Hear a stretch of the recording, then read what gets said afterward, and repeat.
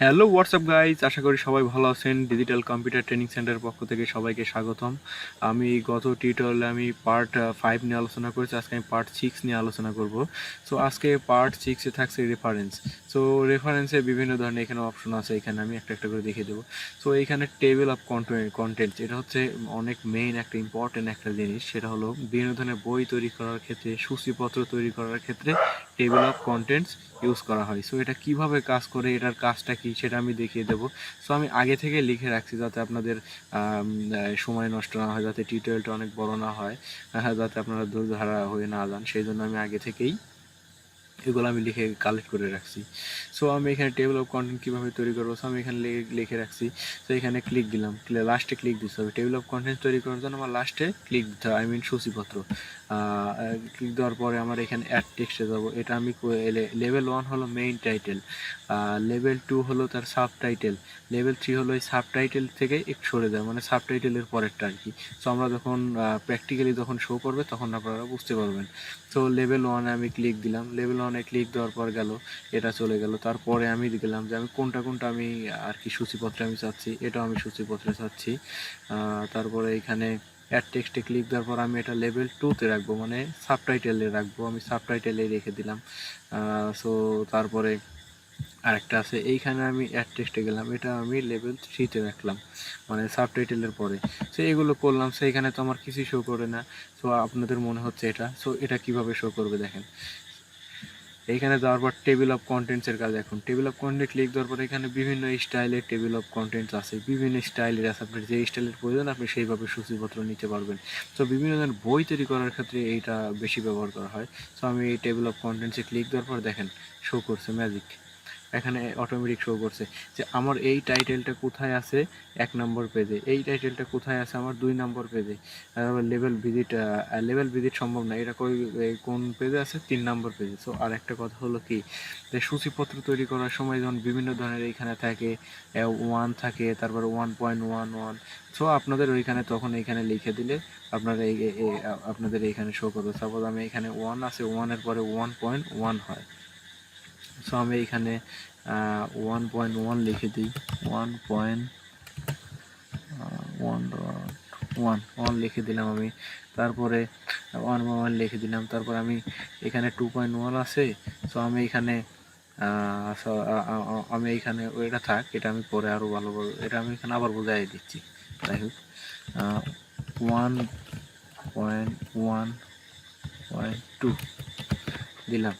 তো এইখানে আর একটা জিনিস আমরা কাজ করলাম, এটা আমার আপডেট করতে হবে। তো কীভাবে, তখন আমরা কি করব, এই আপডেট টেবিলে ক্লিক দেবো। আপডেট টেবিলে ক্লিক দেওয়ার পর এই আপডেট ইন্টার টেবিল, মানে এই টেবিলে যে কাজগুলো করছি সেই কাজগুলো এখানে হয়ে যাবে, আপডেট হয়ে যাবে। তো এই দেখেন 1.1, 1.1, 1.1.2।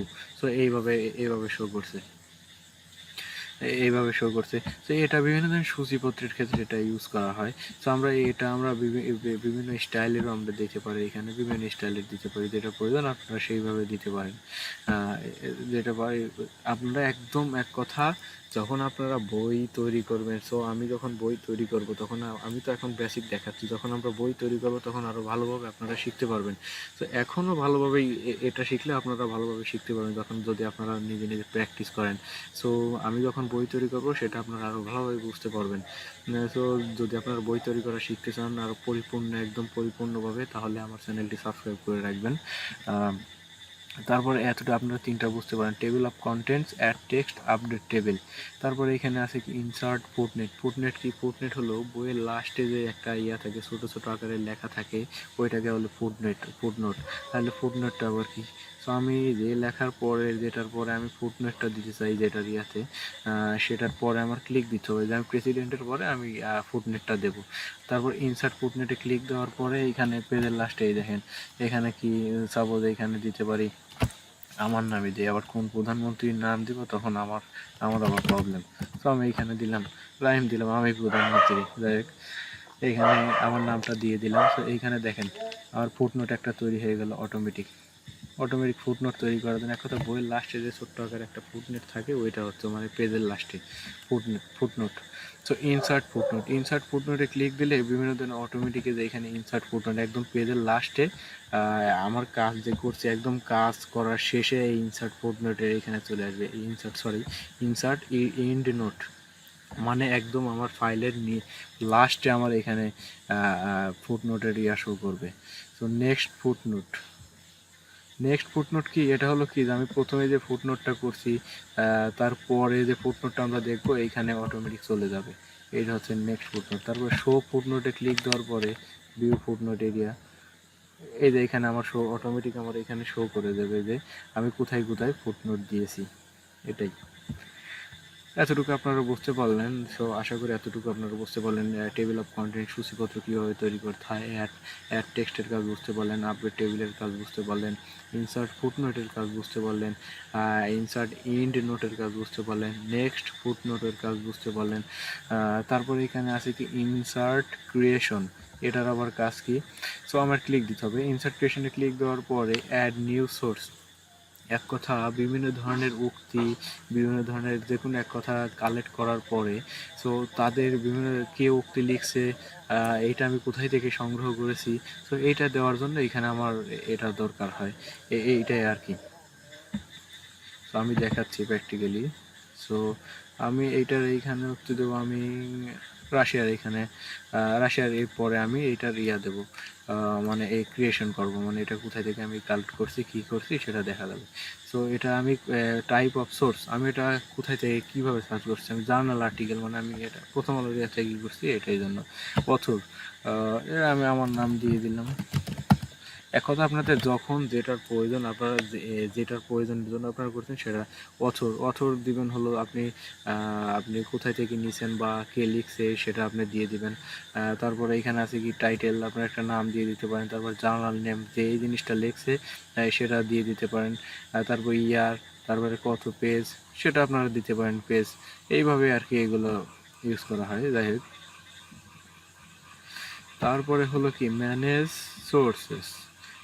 সোর্সে এখানে দেখেন আমরা কি কি এখানে তৈরি করছি, ক্রিয়েশন তৈরি করছি আমরা, সেটা এখানে দেখাচ্ছে। এখানে আমি একটা তৈরি করছি রাইম, সেটা এখানে আমার দেখাচ্ছে। যাই হোক, এতটুকুই। এই রেফারেন্সে শুধুমাত্র বই তৈরি করার জন্য এটাই বেশি ইউজ করা হয়। মেইন ইম্পর্টেন্ট কাজগুলো হলে এইগুলো। সো বিভিন্ন সূচিপত্র, লেখালেখি, এইগুলোই আর কি। তারপরে ফুটনোট, এতগুলো এইগুলো। তারপরে কি বিপ্লোগ্রাফি, এটা আবার কি দেখেন বিপ্লোগ্রাফি হলো কি, যেমন আমরা বিভিন্ন ধরনের ক্রেডিশন তৈরি করছি, সেটা এখানে ক্লিক দিলে সেখানে মানে সেটা শো করবে। সো আমরা একটাই তৈরি করছি রাইম, এইটাই আমরা তৈরি করছিলাম বিপ্লোগ্রাফি, সো এখানে এটা শো করতেছে।